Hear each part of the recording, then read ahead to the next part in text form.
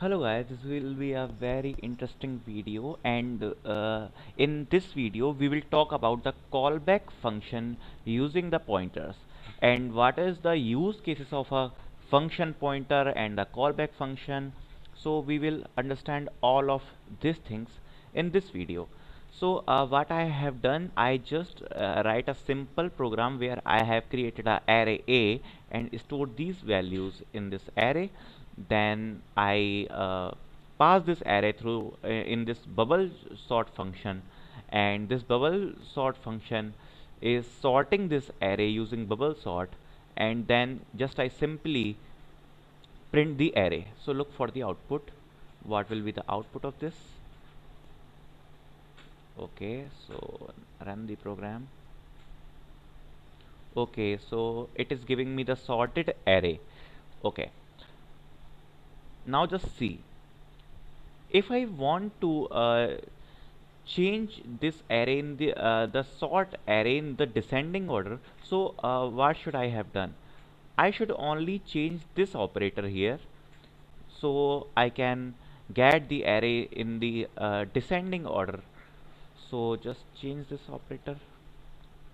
A small logic change can give us the array in the descending order.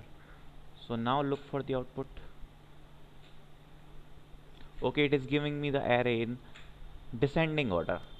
So if I want to write a program where I want to sort a array in the ascending order and descending order both, so what should I do? Because I am just changing this only this operator in this function and the other code is same.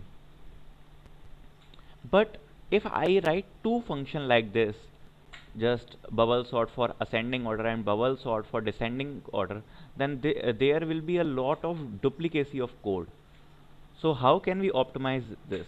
Because I am changing just here and this is giving me both sorting in the ascending order and in the descending order. So what can I do? Just I write a small function here like you see. So I write here two function. First is compare A, which will take two arguments A and B, and return A if the value is greater. So if I want to sort the bubbles or the array in the ascending order, so just I can write this function here, compare A, which will take two arguments, and this will give me the array in ascending order. So just run this code and we'll look for the output. Okay, it is giving me the array in ascending order, and if I want this array to be in descending order, just compare B, which will return if A is less than B. Okay, so it will sort the array in descending order. So I have written two functions here. Okay, it is giving me in descending order, but what I am doing, I am changing the function name here. So how can we do it dynamically? We'll take input from a user that he wants the array to be sorted in ascending order or in descending order. So we should not change the name every time. So so what we can do, just simply see the callback function using pointers. So now look what I have done. I give two options to user, sort ascending or sort descending. Then I take input from user that in which order he wants to sort the array. Then what will I do? I just create a callback function here.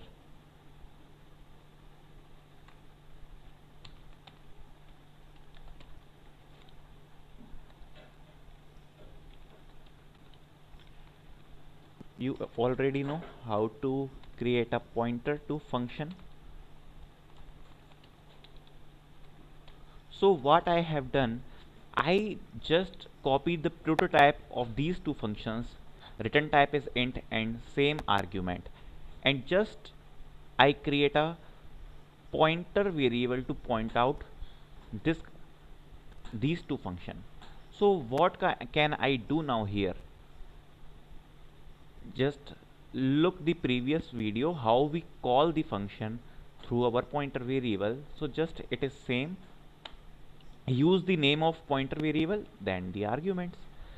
So now if the user inputs 1, then the user wants the array to be sorted in ascending order. So what I am doing, I am passing the address of compare a function. So what will it do? It will pass the address of this function here. Then when it is calling from here, then the compare a function will be called. So this array will be sorted in the ascending order.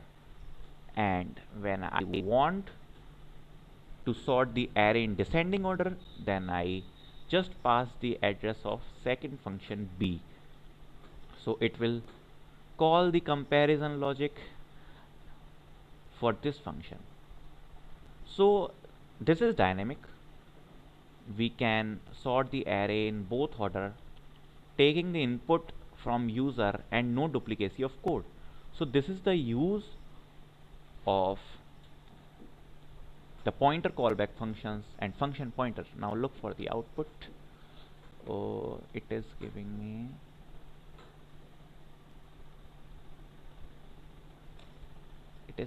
the error for